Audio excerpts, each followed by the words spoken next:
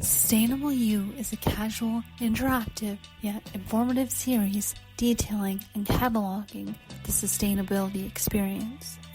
Moreover, this is a short podcast docuseries detailing the thoughts and experiences of passionate advocates towards all things eco-friendly. Our journey is to know how and why understanding sustainable development towards the triple bottom line of people, profit, and planet can contribute to a more mindful, holistic, and inclusive world.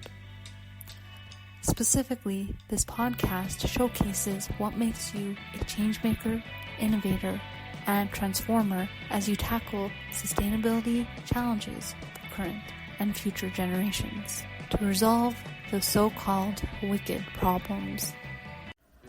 So for today's episode, we opted to go find out more about the so-called green transition in the Canadian workforce by conversing with Geni Peters, the research lead for Eco Canada.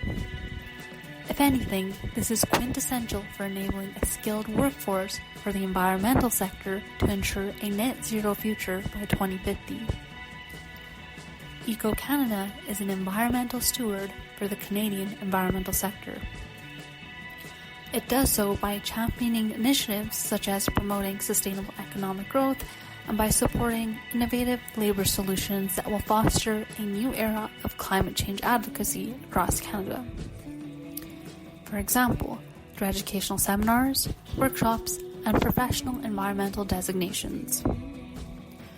For today's spiel, I had the chance to connect with the head of research development to learn more about Canada's trajectory in championing a more sustainable tomorrow. Do you actually want to introduce yourself, who you are, and what you do at your organization? Sure. My name is Geni Peters, and I am the Director of Research at Eco Canada. Eco Canada is a not-for-profit organization that supports the environmental workforce across Canada. We consider environmental workers, regardless of what industry, what occupation, what level of experience they have, and we provide them with support through training or accreditation. We have a certification program, and we do a lot of research as well to find out where there might be skills gaps. So that's where my organization comes in. I am an economist by training, and I come to Eco Canada after teaching at a number of institutions in the United States in the university setting, and then I came back up to Canada to be with my family and to get a chance to try out a little bit of research. And so that's where I landed in the kind of the labor market information space. Okay, great. Thanks for the introduction. And just on this next one, just to get to know you a little bit better, so I'm going to send you a list of adjectives, and you're just going to choose one that depicts your personal nature the best. And again, the purpose is not to typecast your personality as being type A or B or anything like that, but basically, what would be your persona in regards to your vocation or your calling and what you're doing right now at Eco Canada? Okay. I'd say probably I am relaxed. Okay. And why would you say that? I would say that because I've learned over the years that it's incredibly important to be adaptable and resilient, and that any obstacles or challenges that come your way are opportunities as well. And it just gives you a chance to grow and to explore new avenues. So I really don't get stressed out all that much. I just take things as they come and roll with the punches.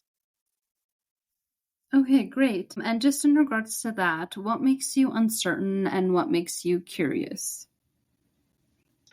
I think the main thing that makes me uncertain is the fact that there is so much going on in environmental work and such a small amount of time that I have to explore all of that and to become well versed in that. And so I'm often asked to begin projects, do research into areas that I'm completely unfamiliar with. And it's an opportunity to explore, but it also means that I don't necessarily have all of the information that I would like to have in order to make upfront decisions about how long the project's going to take, how many resources are going to be required, because I don't know what's involved. I think I've always been curious. I don't know that there's any one external factor that leads to me being curious. I think that it's in my life, I've gotten bored when I know too much about what I'm doing, and I always look for opportunities to explore. I cultivate friends who have got different perspectives, and I like to hear from them what they perceive to be issues of importance and what their philosophies are. So yeah, I think I'm always looking for an opportunity to learn more. Okay, great. And just to get to know who you are, Geni, tell me more about your struggles, your aspirations, and contributions that led you to get involved in the environmental services sector and, I guess, climate change action in general. Okay.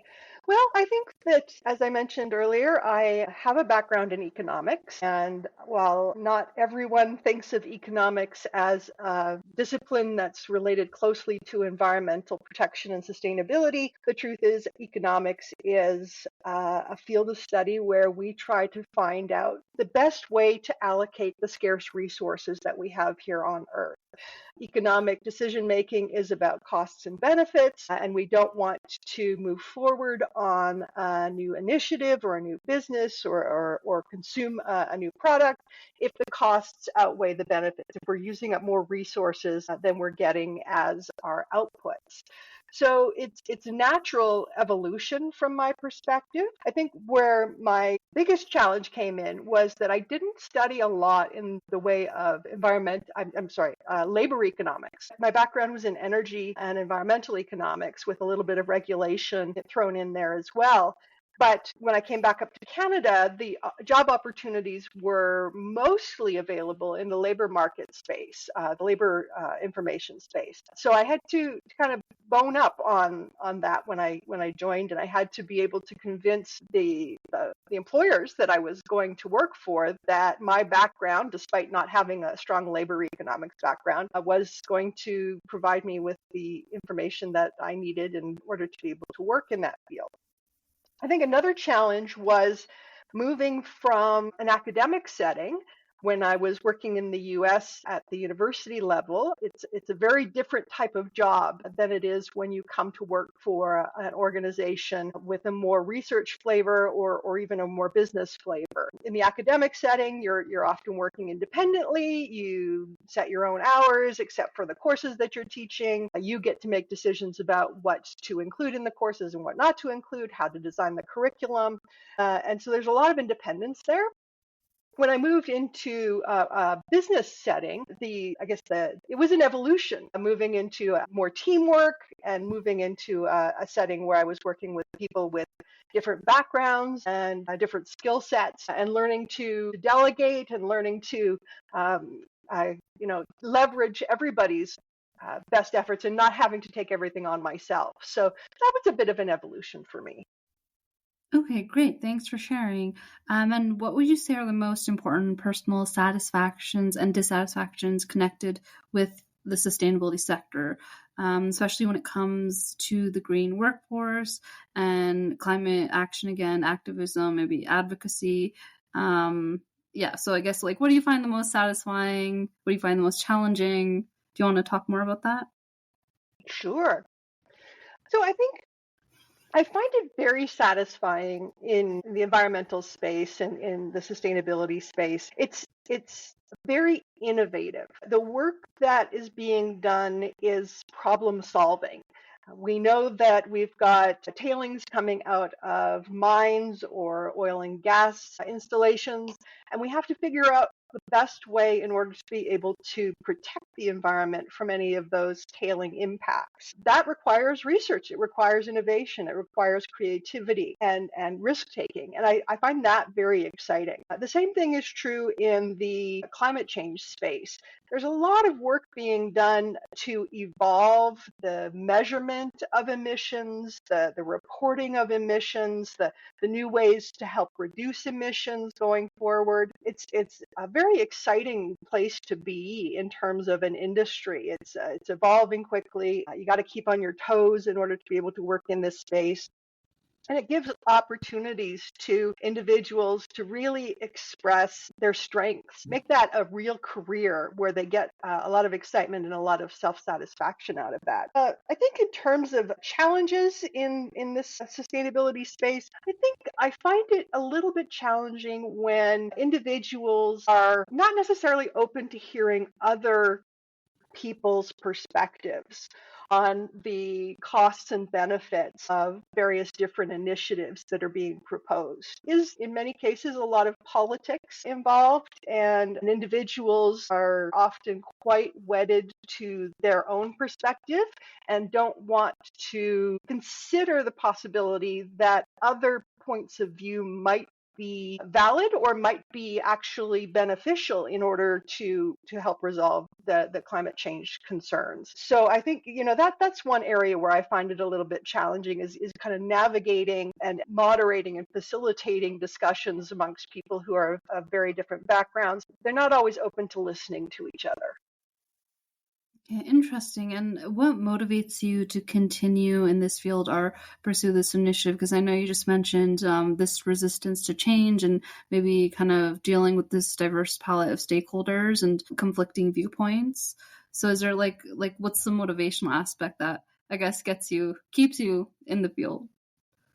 Well, I think it goes back to my curiosity and my overall desire to make decisions as efficient as possible, in the sense that if we know from, say, another country's experience that a particular policy is not necessarily going to be well received in our community, then that's going to require a number of potential rethinks. For example, we could look at maybe modifying the policy to make it more adaptable to the region that we're in.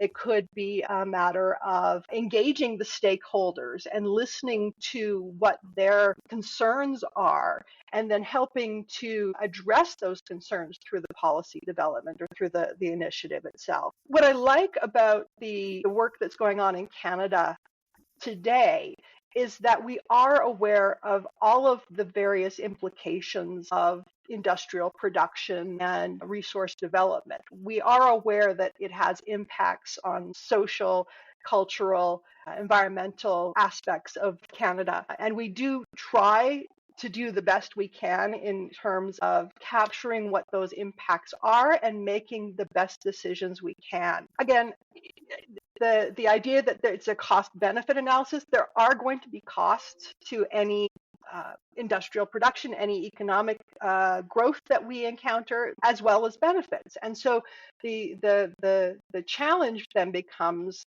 can we come to maybe not a consensus, but can we come to a resolution where the stakeholders as a group in King are comfortable with the direction that we're moving and feel that they're being heard when it comes to what's being done.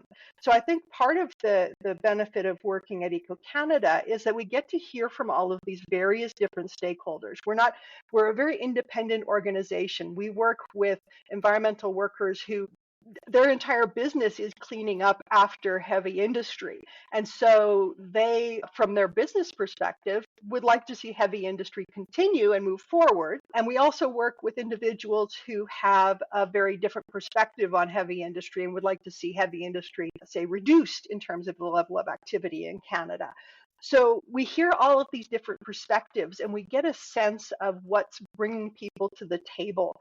The challenge that we have to try to bring those people together is exciting. It requires a lot of creativity and a lot of innovation as well. And so I find that very exciting too.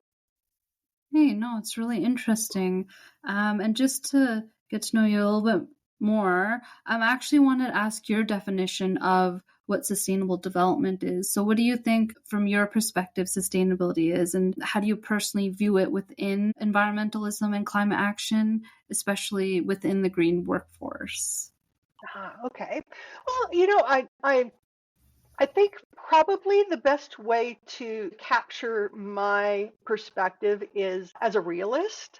I I view the development of economies and countries as a form of trade-offs. And so when we look at the overall definition of sustainability, the idea is that we want to ensure that the economic growth, the living standards that we have in our country are sustainable over time, that we're not overusing or damaging the lovely environment that we live in Canada, and that we're able to offer that same living standard to our children and our grandchildren and generations down the line. So from my perspective, that's really what we're looking at when we're talking about sustainability, is being able to ensure that our current consumption and our current production is not detracting from the well-being of society going forward. Okay, great. And would you say this, your personal viewpoint, similar to Eco Canada's perspective on the sector, the sustainability sector? Well, I know that Eco Canada has a mission to support environmental work, looking at it from the perspective of sustainable long-term economic growth. So to that extent, I think that I would probably say they're aligned. I don't want to speak on behalf of the organization specifically, but I can say that I feel comfortable working at Eco Canada. I think that many of my colleagues have similar perspectives on the issue of sustainability and the environmental workforce development. Basically, what we want to do is we want to make sure that Canada has the skills and the labor and the workers that we need in order to be able to meet our environmental objectives. Whatever those environmental objectives might end up being, we want to ensure that the workforce is adaptable, resilient, that they're creative, they're able to communicate with people from a variety of different types of backgrounds, and that they're coming up with new creative solutions moving forward. Okay, great. And is there a particular SDG you best advocate for? And just on that, do you think that these metrics still hold merit? Well, I think that all of the SDGs overall are well intended and provide a good overall long-term objective. I think, again, that the challenge really is that in order to achieve one SDG, there may be trade-offs when it comes to other SDGs. And so trying to achieve all of them at once may be beyond what we can achieve given our limited resources and our knowledge at this point in time. I think probably from my own personal perspective, and I'm not saying this on Canada's behalf, but on my own personal perspective, I think the reduction of poverty is one of the sustainable development goals that I find to be the most important for us to try to achieve. Knowing how many people globally are living not just day to day, but not even managing day to day. They're living at very low income levels. And so I would like to see that as a priority in conjunction with the other sustainability and environmental goals that we have. Okay, great. Yeah, no, it's definitely interesting to hear your perspective, because I know when I was in grad school, we had learned, and I don't know if that's just the Swedish perspective, but they really bashed on the SDGs, and they were like, they're flawed because, they buy into, again, the Anthropocene, and they don't really advocate for things like, degrowth and, I guess, ecocentric or biocentrism, and it's not really inclusive of all flora and fauna. So it's definitely interesting to see the SDGs as like a guidepost, but like you said, not to take them too literally, because there are always trade-offs from an economist's perspective. Okay, great. And thanks for giving your perspective on all these things. So now we're going to get a bit more into the organization itself. So to learn more about Eco Canada and its origins. So how did Eco Canada begin? How do you find, I know you mentioned this a bit before, but how does it clearly advocate for climate change, action leadership, and perhaps even community engagement? And again, I want to get to know how you got involved in establishing and or joining Eco Canada Story as the leading environmental nonprofit in Canada. And of course, it has the wide range of programming that it showcases. So yeah, you can talk a bit more about that. Okay, great. Well, let's start at the beginning. Eco Canada was created in 1992. It was an organization that we refer to as a sector council, which was a type of organization developed to help with workforce support and workforce development in a particular industry or sector of the economy. In the early 1990s, the federal government in Canada provided funds to individuals from a variety of different industries. Our sector councils, or there were sector councils for tourism, for biotech, for the construction sector, for energy, for electricity, for oil and gas. And the environmental sector was one sector where there was an absence of research and activity going on in that space. And so in 92, Eco Canada was founded to help support the environmental workforce. The organization is a not-for-profit organization. A lot of the work that we do is funded by the federal government in Canada, but it focuses not just on climate change. In fact, climate change is really a rather new aspect of the work that we do, or climate change mitigation and adaptation work. We've been actively involved in environmental protection through work done in air quality, water quality, waste management, site assessment and remediation, environmental health and safety, and then more broadly, natural resource management, energy efficiency, renewable energy, sustainable industry, sustainable agriculture, sustainable fisheries. So that really gives you a kind of a broader perspective of where Eco Canada started. The climate change activities that are happening right now are really kind of something that we're evolving into. They weren't the foundation of what we were supporting at our initiation when we started. That said, Eco Canada is currently working with federal government funding to help promote the use of energy efficiency building codes within Indigenous communities. We're helping businesses develop their emissions baselines so that they can move forward with potential emissions reductions initiatives. We are working on a variety of different types of student training activities. We just held this past weekend a net zero student boot camp, which was a virtual boot camp across Canada for post-secondary students interested in learning more about net zero and emissions reductions. And then we have a variety of different events that we hold that are, again, more about information and knowledge mobilization, trying to connect people who have experience in emissions reductions with those who don't and who want to know more. So we work in that space largely. We're also working with our certification program to potentially provide a new certification in greenhouse gas emissions reporting and verification. So that's something that we're hoping to launch in the next few months as well. In addition, we also provide some environmental consulting support for firms that are very small firms. Small organizations often don't have the same resources as big multinationals. They have very limited time and money available in order to devote to any climate change mitigation or adaptation that they may want to initiate. And so we, as a not-for-profit, help support those at a relatively low cost as well. Okay, great. And what would you say is Eco Canada's core values and intent? Is there almost like a basic philosophy of the nonprofit organization? I know you had spoke a bit about it before, but is there something that you wanted to mention for that?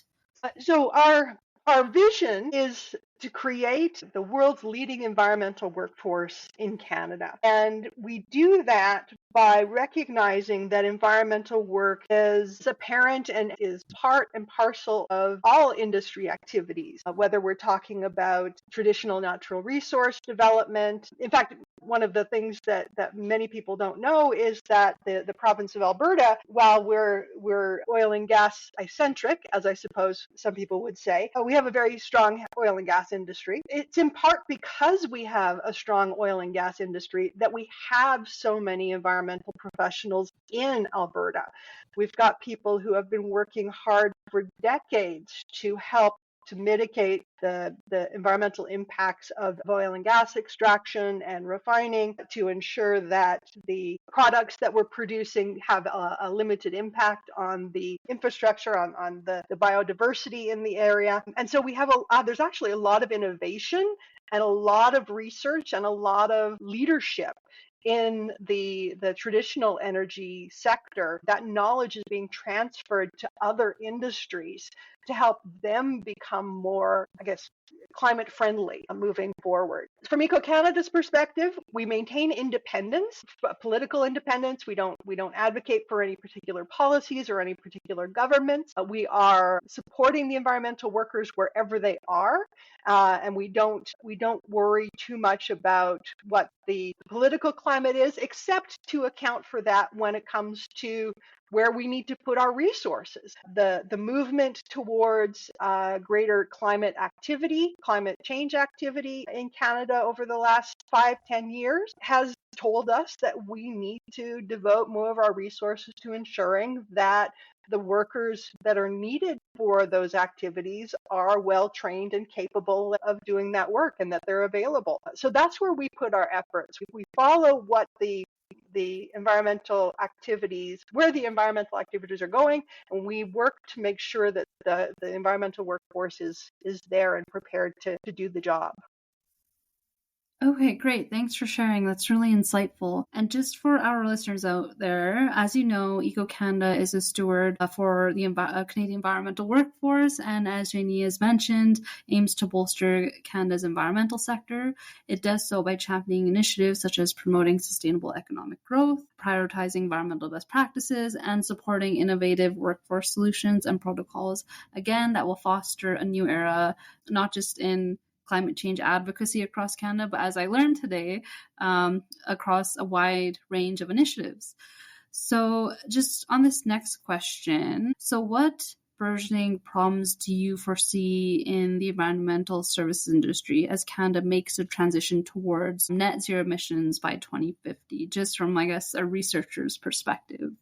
Well, I think a lot of it comes back down to the fact that we've got trade-offs that we're facing. The desire to reduce emissions often comes with both costs and benefits. And part of the challenge in moving organizations towards, say, greater energy efficiency is ensuring that they understand that there are benefits as well as costs. And then often those benefits are actually going to outweigh the costs in the long term. That said, there are a lot of organizations. Canada's overall economy is largely small businesses. Small businesses as a whole don't have the same sorts of human resource money, the same sort of money to invest in capital, and often cases the time to devote to environmental initiatives.